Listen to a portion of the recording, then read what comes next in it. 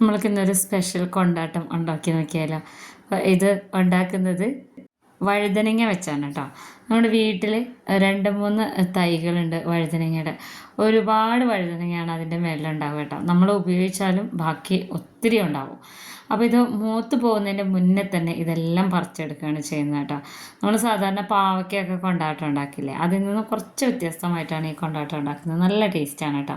ഇനി ഇതുപോലെ വഴുതനങ്ങയൊക്കെ നമ്മുടെ വീട്ടിൽ ഇതുപോലെ തൈകളൊക്കെ ഉണ്ടായി വരുമ്പോൾ, ഒത്തിരി വഴുതനങ്ങയൊക്കെ ഉണ്ടായി സമയത്ത് നമുക്കിങ്ങനെ ഉണ്ടാക്കി ഈ മഴക്കാലത്തേക്ക് നമുക്ക് സൂക്ഷിക്കാവുന്നതാണ് കേട്ടോ.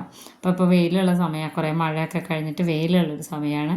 അപ്പോൾ ഈ സമയത്ത് ഉണ്ടാക്കിയാലും മതി. ഒരു 4 വെയിലൊക്കെ കൊണ്ടു കഴിഞ്ഞാൽ ശരിക്കും നല്ലോണം ഇത് എടുത്ത് വയ്ക്കാം കേട്ടോ. ഞാനിത് എന്താണെന്ന് വെച്ച് കഴിഞ്ഞാൽ ഇത് വീട്ടിൽ ഉപയോഗിക്കുകയും ചെയ്യും, പിന്നെ നമ്മൾ പോകുമ്പോൾ കൊണ്ടുപോവുകയും ചെയ്യും കേട്ടോ.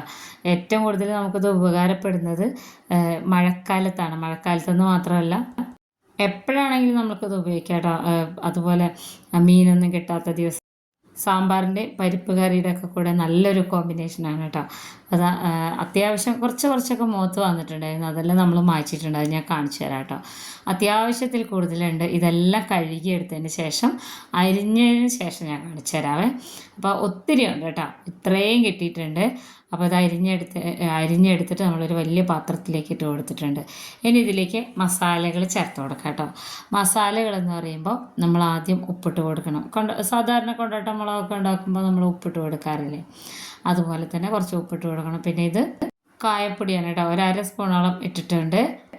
ഈ കായപ്പൊടി പൊടിച്ച് വയ്ക്കുന്ന വീഡിയോ ഞാൻ ഇതിൻ്റെ മുന്നേ ഇട്ടിട്ടുണ്ട്. 1/2 സ്പൂണോളം മഞ്ഞൾപ്പൊടി ചേർത്ത് കൊടുത്തിട്ടുണ്ട്. മുളക് പൊടി അത് നമുക്ക് ഇഷ്ടമുള്ള അത്രയും ചേർത്ത് കൊടുക്കുക. എരിവ് കൂടുതൽ വേണമെന്നുണ്ടെങ്കിൽ ഒരു 3 സ്പൂണോളം ചേർത്ത് കൊടുക്കുക.